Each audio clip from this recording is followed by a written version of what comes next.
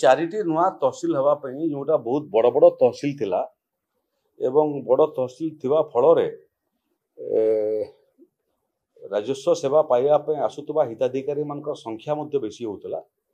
एबे ताकू आमे विभाजन करियार नोटिफिकेशन करिचु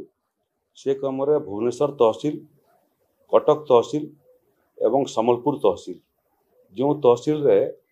सहरांचल मध्य थिला एवं ग्रामांचल मध्य थिला ताकू आमे विभाजन करी सहरांचल पई भिन्न एवं ग्रामांचल पई भिन्न ए भलिया तहसिल विभाजन करिचु ओडिसा रे आकू जिते जिल्ला रे बड़ बड़ तहसिल अछि